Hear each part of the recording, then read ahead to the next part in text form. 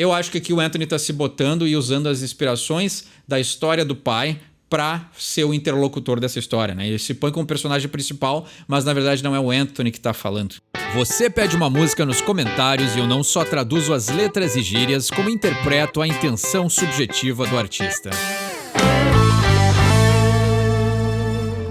Sejam bem-vindos a mais uma Red Hot Chili Mondays, onde toda segunda-feira tem vídeo de Chili Peppers no canal, e a música mais votada essa semana foi a clássica, excelente, calminha, mas embalada, Strip My Mind. Eu gosto muito dessa música, ela tem todos os elementos que fazem um grande som dos Chili Peppers ser o que era. Ela tem embalo, tem as harmonias do Frusciante, tem o Anthony muito mais confortável e maduro em simplesmente cantar e deixar a música fluir. Tem um clima ali, né? O Chad Smith com todo o seu poder na bateria, aqui fica simplesmente só segurando o groove do som. Então eles também sabem, né? Isso vem com a experiência, isso vem com anos de estrada. É o músico aí que tem muito conhecimento e sabe quando é a hora de quebrar tudo, mas também sabe a hora de criar um som que é calmo e que tem muito para oferecer. Strip My Mind, o que será que eles dizem nesse som? Será? Já vamos ver, vamos analisar aí daqui a pouquinho, mas primeiro já pode deixar aí embaixo que som que a gente vai analisar. Vamos entrar agora na sequência de 2 álbuns com o Josh nas guitarras. Um eu gosto muito, o outro nem tanto. Quer saber onde esses álbuns ficam no nosso ranking? Tem um vídeo de top 5 dos Chili Peppers que eu e o Rodrigo gravamos, já faz um tempinho aí. Foi esse ano ainda, mas já faz um tempinho que a gente gravou. Tem aí na playlist, então, o top 5 dos Chili Peppers, nossos discos favoritos, bastante discordâncias e algumas coisas que a gente concorda. Então, um clássico do canal. A gente sempre tem aí a participação dele de vez em quando pra gente fazer listas e conversar sobre coisas. E o show dos Chili Peppers no Brasil se aproxima, então vai ter review também da nossa experiência em ver os Chili Peppers ao vivo pela primeira vez. Eu vou principalmente, basicamente, para ver o Chad Smith tocar batera. Aquele cara é um monstro, ele continua cada vez melhor. Já falei algumas vezes no canal, aí tem aquele canal chamado Drumeo, e tem vários vídeos. Eles lançaram essa semana um dele tocando um som do 30 Seconds to Mars, e o cara nunca ouviu o som na vida e já sai destruindo. É simplesmente fantástico e impressionante a habilidade desse cara. Então vamos dar um passeio de carro, dar uma refletida, e depois a gente volta para falar de Strip My Mind. Antes da gente começar a reflexão de hoje, eu queria falar sobre um assunto que me pediram nos comentários já faz algum tempo, mas na época eu não tinha conhecimento suficiente para poder falar sobre isso, então não é descaso, mas foi por isso que eu escolhi não abordar esse tema, mas tinham me pedido para refletir sobre a anedonia, né? Então aí uma falta de vontade de viver e sentir prazer nas coisas da vida. A coincidência, e hoje a gente não vai falar sobre anedonia ainda, porque eu acho que eu tenho que estudar um pouquinho mais sobre o assunto, mas a coincidência é que quando me pediram essa reflexão sobre esse assunto em particular, foi logo quando eu comecei a ler o livro, a biografia do Matthew Perry, que era o Chandler do Friends. Então o pessoal da minha geração que cresceu curtindo Friends provavelmente conhece o Chandler e conhece aí a história dele, o quanto o seriado impactou a vida de milhões de pessoas. E agora eu tô quase terminando a biografia dele. E aí uma das primeiras coisas que ele revela nas primeiras páginas dos livros, desse livro da biografia, é que ele tem anedonia, né? Então essa falta de vontade de viver a vida. O que eu aprendi em aula é que faz parte da depressão, né? E não vem sozinha. Então geralmente a anedonia ela está associada a outros sintomas e a outras coisas, e também a depressão. Mas isso é uma conversa para outro dia. Mas por que eu trago o Chandler do Friends para a gente conversar hoje? Porque eu acho curioso, assim, porque a biografia dele, por sinal, eu recomendo, que é muito legal ver como ele chega ao seu entendimento. E é engraçado ver que talvez a reflexão de hoje seja sobre idealizações, porque eu ia começar falando sobre inglês. Então hoje talvez a reflexão vá atirar para todos os lados. Mas eu vejo muitas pessoas falarem assim nos comentários de várias séries, vários trailers, né? Loja da Nintendo, loja de videogame, assim, né? Por que não tem legenda em português, né? Então as pessoas aí se prendem muito a querer legendas. E eu acho que não só a legenda, mas no geral, assim, a gente tem esses sintomas do mundo de a gente querer que as coisas venham até nós, assim, né? E não entender as dificuldades, assim. Então eu acho que assim, o que isso tem a ver com Chandler? O que isso tem a ver com anedonia? O que isso tem a ver com aprender inglês, assim? E eu acho que tem muito a ver com a dificuldade das coisas, assim, é uma mistura entre... Eu ainda não sei que nome dá para a reflexão de hoje, mas eu pensei muito, assim, em como interligar essas coisas, e isso acho que quem acompanha o canal já tá acostumado, assim, faz parte do jeito que eu penso, de pensar muitas coisas ao mesmo tempo, e às vezes eu acabo me enrolando, porque eu começo a pensar numa coisa e já vem outro pensamento, e já vem um terceiro, e quando vê eu esqueci o que eu queria falar. Mas hoje os tópicos são Chandler, anedonia, que vai ficar para outra reflexão, inglês e essa vontade, né, ou essa idealização das coisas, assim, o que tá isso interligado, né? Que o mundo, eu acho que hoje em dia ele sofre de idealização, né? O Chandler, o Matthew Perry, né, quando ele fala ali sobre a sua vida, eu já tô no finalzinho da biografia, falta só meia hora de audiobook. Então, o que acontece é que ele, depois de ter todos os seus entendimentos, assim, ele era viciado em várias substâncias, né? Principalmente o álcool e os opioides, que é uma crise americana, ser viciado em opioides, isso é uma coisa que assolou os Estados Unidos, assim, né? Eles estão numa das maiores crises de vício em opioides desde a Guerra Civil, né? Foi ali que começou o uso de ópio, e os Estados Unidos é o país que mais usa remédios opioides, e o Matthew Perry acabou aí se viciando, né, tendo uma adição a essa substância. E aí ele, é engraçado, assim, já dando um spoiler do livro, assim, vale a pena para quem é fã de Friends, é fã do Matthew Perry, mas é legal ver porque ele quebra muito a idealização que a gente tem. Ele, por seu lado, é um cara idealizado, eu já vou falar sobre isso, mas ele quebra a nossa idealização, que é um discurso que eu vejo muito hoje em dia, desde a minha faculdade, na internet, e as pessoas no geral, assim, que tem um viés mais social, que é o dinheiro, né? Quem tem dinheiro não tem problema, o dinheiro resolve tudo. E aí tu vê um cara que tava no auge da fama, no auge do... Isso é anos 90, não tinha internet, a gente era muito mais inocente, a gente idolatrava as pessoas de um seriado famoso, a gente idolatrava atores, a gente achava que eles não tinham problemas. E aí o cara ali, a gente notava, né, que de uma temporada para outra, às vezes ele tava muito magro, às vezes tava muito gordo, mas a gente achava, é a fama, começou a comer demais, que o quê? Começa a ler o livro, o cara tava viciado, o cara saía das gravações do troço e ia pra clínica de reabilitação, e o cara tava viciado tanto em substância que ele já estava imune. Então o cara acabou tendo... ele fez uma... Agora aí... eu não vou saber o nome, né? Colonostomia, eu acho que é o nome, né? Aquele de botar um pacotinho no estômago pro cara que tem problema estomacal e não consegue ir no banheiro. O cara teve isso. Ele teve isso nas gravações do Friends. E ele falou que ele não conseguia gravar nenhum episódio sem camisa, de tanta cicatriz que ele tinha no estômago das cirurgias que ele fez. Porque os opioides, quando usados em excesso, eles começam a causar...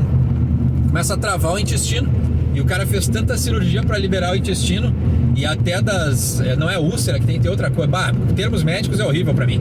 Mas ele teve tanto problema no estômago e no intestino, que o cara teve cirurgia após cirurgia após cirurgia, enquanto era o cara mais famoso do mundo e recebendo a maior quantidade de dinheiro do mundo. Então isso quebra totalmente a nossa visão de que o cara que tem grana não tem problemas, né?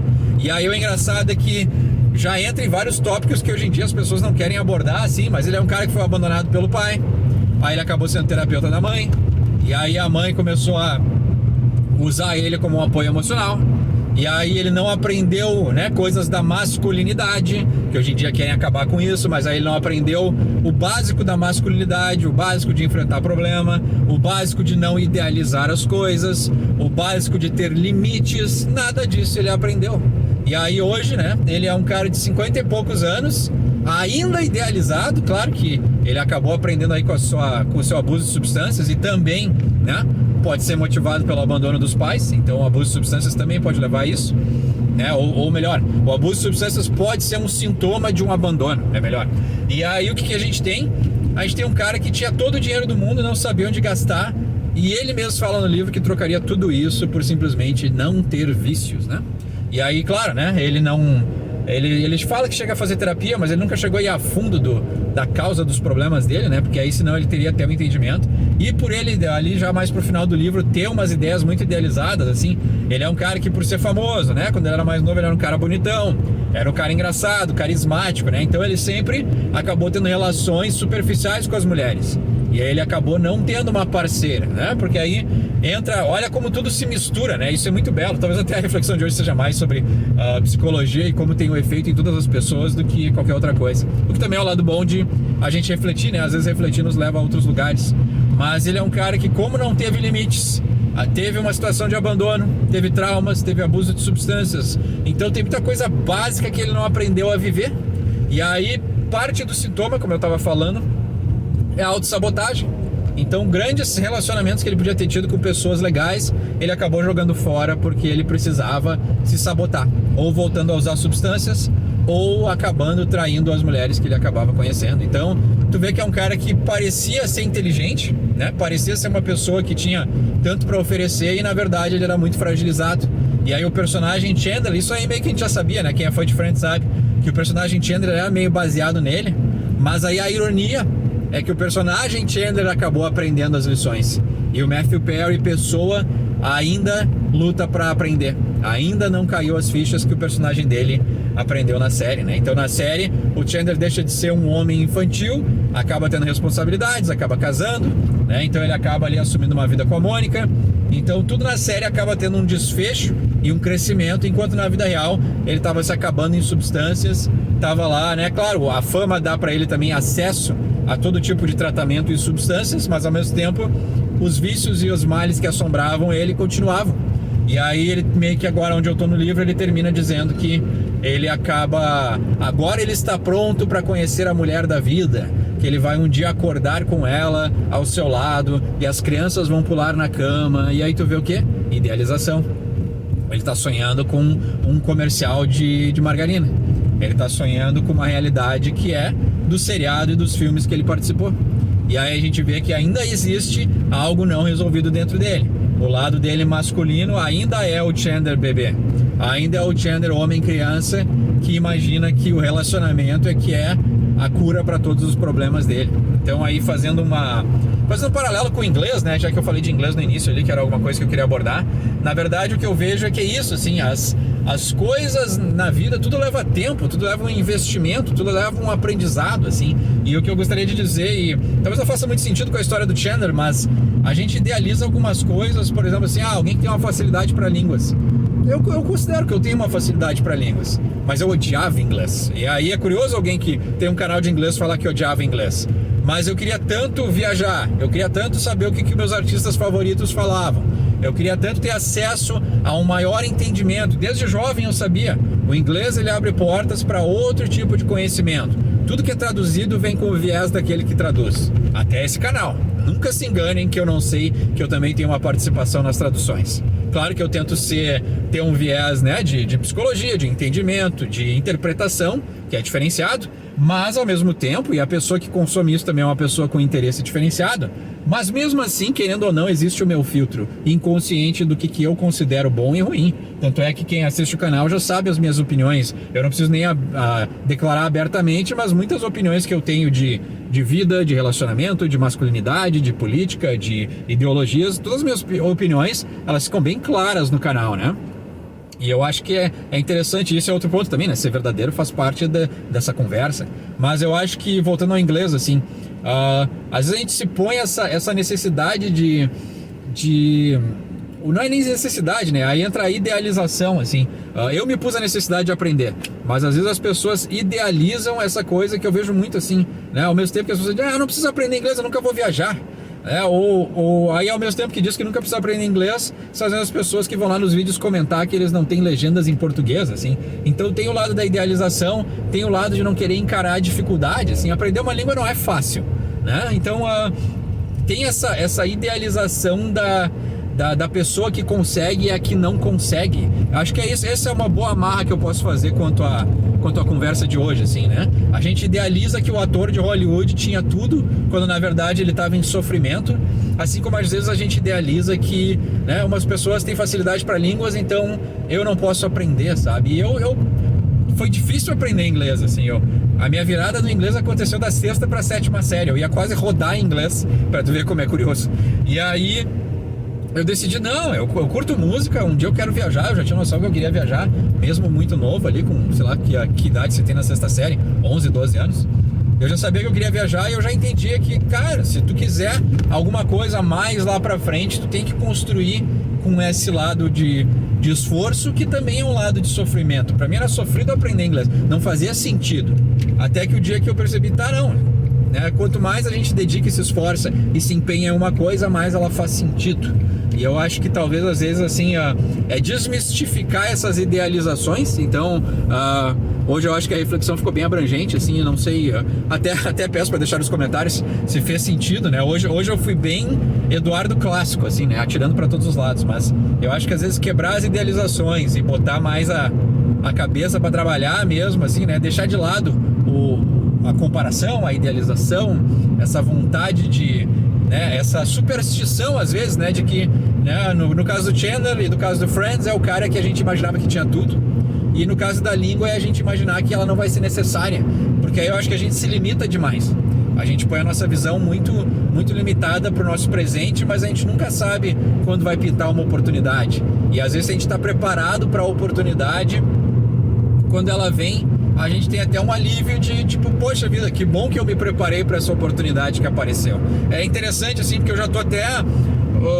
eu acho que eu resolvi falar isso hoje porque tem muitas coisas na minha mente aí que eu também tô preparando para o futuro, mas em breve a gente vai atingir 4 mil inscritos e a música que eu escolhi pra gente traduzir, ela também tem muito a ver com isso, assim. É uma música que eu não escrevi na época, eu escrevi numa época não muito boa, mas já pensando no futuro. Então vai ser interessante, a gente vai conversar sobre isso em outro momento. Mas eu acho legal, então, se essa reflexão serviu de alguma coisa, né? Se ela fez algum sentido, eu espero que tenha ajudado. Mas não cai em idealização e não cai no presente, assim, né? Aproveita o presente, mas não deixa de pensar e trabalhar para o futuro, talvez seja isso. E o inglês é muito importante, não imagina que o inglês seja superficial, ou que só porque tu não vai viajar, ou que tu não quer ver um filme sem legenda, né? Não pense em coisas bobas ou desculpas superficiais para não aprender uma língua que pode abrir um mundo de possibilidades. Talvez seja isso. Então, boas reflexões, sendo que essa fez sentido ou não, e uma boa semana para vocês.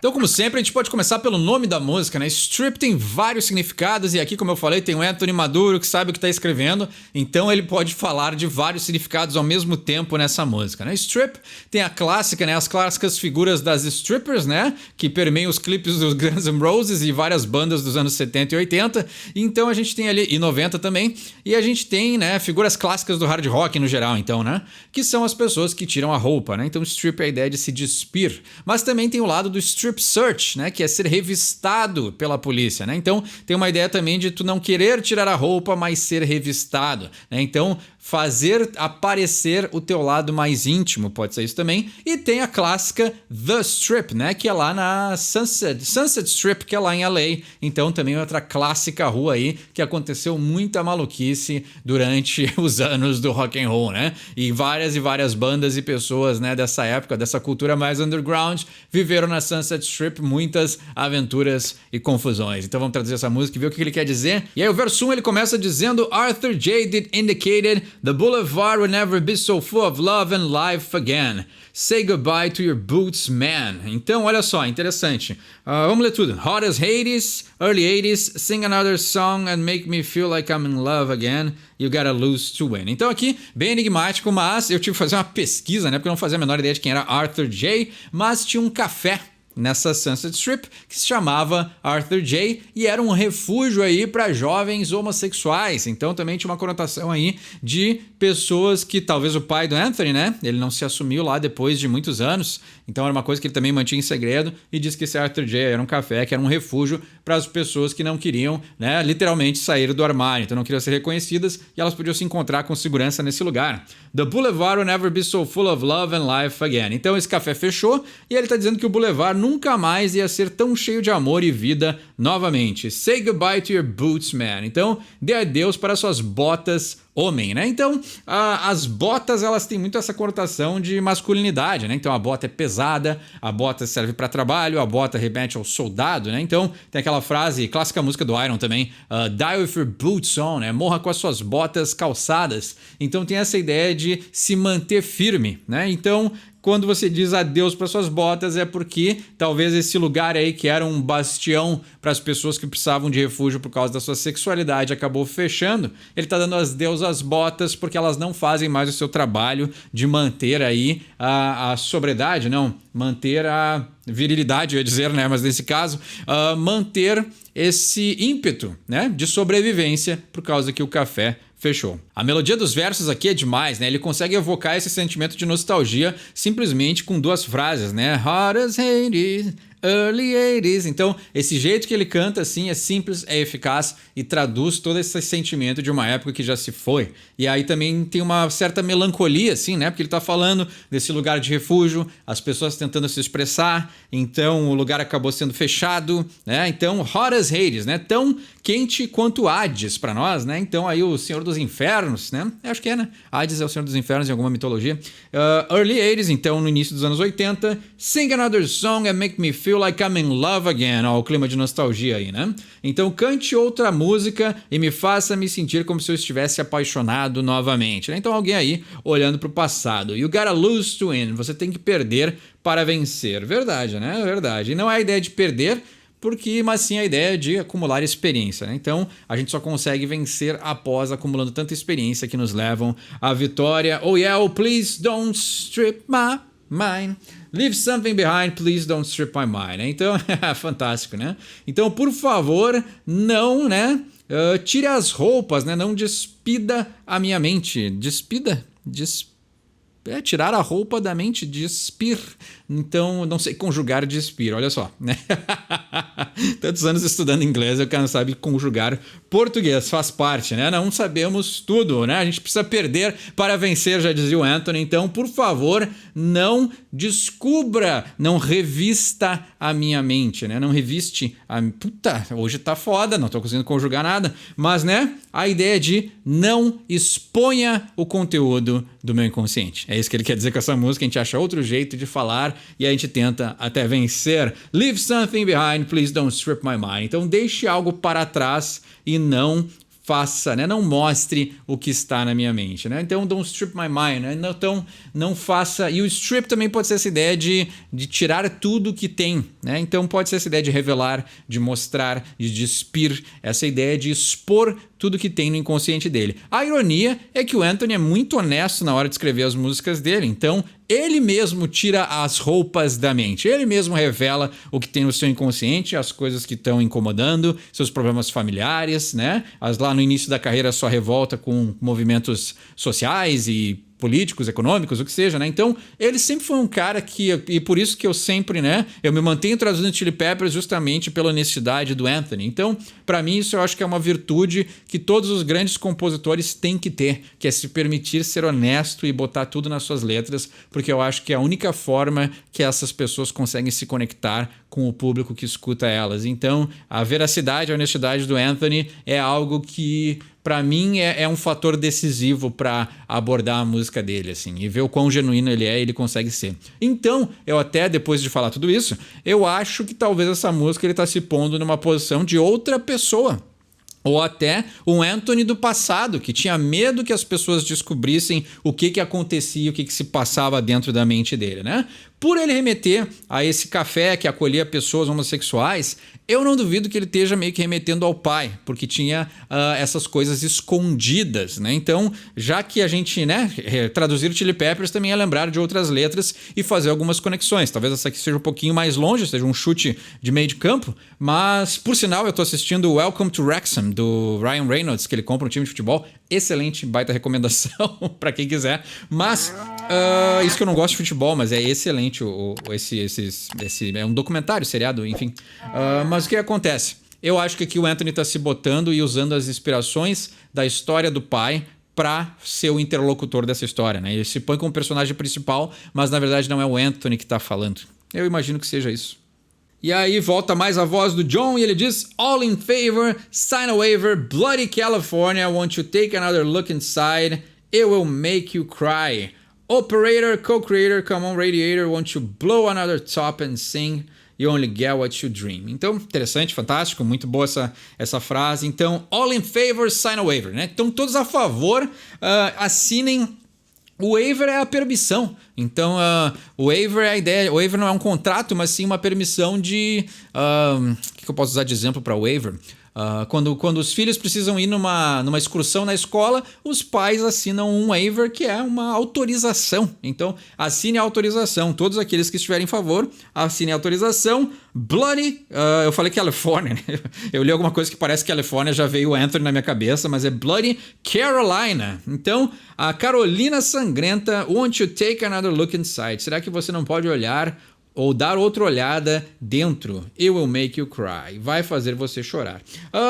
Carolina, né? Bloody Carolina, Carolina Sangrenta, me remete ao sul dos Estados Unidos, né? Então aí alguma chacina, alguma coisa que aconteceu, passado lá das raízes do Anthony indígenas, né? Então aí as Carolinas, tem a Carolina do Norte, a Carolina do Sul, mas são estados lá mais pro sul dos Estados Unidos e tem essa história, esse passado americano aí que é bem tenebroso. Então tem muitas coisas acontecendo. Então a Carolina Sangrenta pode remeter a isso, né? E se você olhar dentro, né? Olhar dentro do que está acontecendo, for investigar mais a fundo, vai fazer você chorar. Operator, co-creator. Come on, radiator, want to blow another top and sing. Então, operador e co-criador, né? Então é interessante assim, né? O operador, aquele que opera, aquele que está no comando, e o co-criador, né? Então pode ser, me remete muito a estúdio. Me veio duas coisas na cabeça. Um estúdio, né? Que o operador é o cara que fica na mesa, mas muitas vezes é o produtor que fica na mesa. Se o produtor tem habilidades, ele também consegue mixar uma música, ele também consegue fazer a parte de produção, mas a parte de mixagem ao mesmo tempo, né? Ele talvez depois que acabe o projeto, ele faz uma mixagem final, mas ele também pode participar tanto da produção quanto da mixagem. Então, o operador da mesa também ser o co-criador é essa participação do produtor que ele tem no envolvimento de não só direcionar as músicas, mas também fazer parte da produção e mixagem. Me remete a isso. E também a ideia de que o operador é a pessoa que vive e ele também é um co-criador da vida, se a gente for num sentido mais, né, Deus espiritual, né? Então, nós somos co-criadores de uma vida que já foi operacionada por uma força mais forte, maior. Pode ser também. E aí ele diz, come on radiator, won't you blow another top and sing? You only get what you dream, né? Então vamos lá, radiador, por que você não explode outra tampa, né? Outra parte de cima, o top é o que ficaria em cima, né? Mas na verdade a parte de cima do radiador me remete muito àqueles desenhos antigos, assim, que tinha aquele radiador de rosquear, assim, que era para fora do carro, assim. E aí quando o radiador tá quente demais, ou ele tá prestes a explodir, ele explode a tampa, o top, né? E aí a água quente, o vapor, dá aquele assovio. Então talvez o radiador explodindo outra tampa, vamos dizer tampa, né? Top, tampa, o topo, alguma parte de em cima, mas, né? Explodir aquilo que cobre ele vai fazer com que ele cante porque ele tá fazendo esse barulho da explosão, né? Então, o radiador cantar para mim seria isso, assim, uma coisa meio literal, assim, a explosão do radiador, mas mesmo assim, e um radiador explodir é porque ele tá sob muita pressão, muita coisa acumulada. Então tem um lado psicológico também, né? Se a gente for remeter aí ao passado do pai do Anthony, que escondia as coisas. Então a gente tem essa ideia de estar um acúmulo de pressão prestes a explodir, mas aí na hora dessa explosão ele acaba cantando, né? Então, pode ser o Anthony também, isso pode ser também bela metáfora para mostrar a dinâmica do músico, né? Que põe nas suas composições aquilo que pensa, aquilo que sente, justamente para não explodir. É um jeito de dar vazão à energia psíquica, né? Fazia tempo que eu não falava de Freud, então vamos falar, né? Dar vazão às nossas energias podem ser de várias maneiras e o compositor pode botar as suas coisas que lhe incomodam em uma letra de música, também é um jeito de dar vazão à energia psíquica. You only get what you dream. Você apenas consegue aquilo que sonha. Isso aí é fantástico. Assim, essa poesia é muito boa, né? Nem sempre a gente realiza os nossos sonhos, mas eu acho interessante que sim, se tu não sonhar, aí mesmo é que tu não vai ter a chance de realizar nada, porque tu não vai ter nem o potencial, né? Nem a premissa, né? A pessoa que não tem sonhos é aquela que não tem possibilidades também, pode ser. E aí ele fala mais uma vez, don't strip my mind, né? Então, deixe algo para trás, não strip my mind, né? Não aí todas as conotações de strip, mas também o deixar algo para trás também pode ser a ideia de o strip, né? Exagerando um pouquinho, ele pode ter também uma conotação de roubar, de levar algo da mente, né? Então, não é essa bem a tradução da palavra, mas em alguns casos pode ser aplicado. Então, não está errado, mas a conotação de roubo, de retirar, de pegar algo tá lá embaixo, né? Da cadeia de possíveis, da hierarquia de possíveis traduções para a palavra strip, né? Despir tá lá em cima e levar algo tá lá embaixo, mas ainda faz parte desse tipo de tradução. Então, alguém levar algo da mente dele também pode ser essa ideia, né? De ele tá se sentindo meio esgotado porque tiraram algo ou estão tirando algo da mente dele, né? E aí aí faria mais sentido essa ideia de leave something behind, né? Então deixa algo para trás, pode ser a ideia de abandonar o passado, mas se for com essa conotação que eu acabei de falar, pode ter essa ideia e essa intenção de tipo assim, leva, mas me deixa alguma coisa. E aí ele termina a música com uma bela poesia dizendo Eldorado won the lotto, all that cash and not a clue, but now you know what I've been through. Aqui um belo indício do que se passa na vida do Anthony, né? Então ele está dizendo Eldorado won the lotto. Diziam que Eldorado era o nome do chefe da tribo, que depois se espalhou a mitologia para a cidade dourada, né? Então foram se modificando o jeito que as pessoas contam essa história através do tempo, até se acreditar que a América do Sul inteira era coberta de ouro, né? Então foi cada vez mais exagerando. Mas a conotação é que o Eldorado é algo que tem muita abundância, que tem muito dinheiro, tem muito ouro e ganhou na loteria, né? Esse aqui é o trocadilho que ele tá fazendo. Então, Eldorado won the lotto, né? All the cash and not a clue. Então, todo aquele dinheiro e ele não faz a menor ideia, né? Então, essa ideia também de que ele já era rico, né? O Eldorado feito de ouro, né? Ou seja, aquele que é dourado, ou aquele que tem muito dinheiro, que tem muitas posses, que tem muito poder, ganhou na loteria. Então, para essa pessoa, não faz diferença nenhuma. E aí ele diz todo esse dinheiro e ele não faz a menor ideia. Claro, né? Porque ele já tem aquilo que ele ganhou. Então, para ele, não tem tanta importância. But now you know what I've been through. Mas agora você sabe pelo que eu passei. Então esse aqui é o Anthony dizendo, né? E ele chegou no paradoxo que eu sempre comento no canal, e por sinal não tem mais nada novo de letra, mas ele chegou no grande paradoxo que eu sempre comento sobre artistas, que ele acabou descobrindo que a resolução, né, a solução para os seus problemas não era ser famoso. E na verdade ser famoso amplifica os problemas que ele acabou não tratando. Então é interessante, é poético, é trágico e essa é a vida do músico, né? Eles sacrificam muitas coisas e muitas vezes até a própria saúde mental para trazer felicidade a milhões de outras pessoas, né? Então nada é ganho sem perder, como diria o próprio Anthony. Então essa foi Strip My Mind. Tem um entendimento melhor desse som, quer pedir um som para o próximo episódio? Deixa embaixo nos comentários. Meu nome é Eduardo, esse é o Sorry From English e quem sabe inglês tira suas próprias conclusões.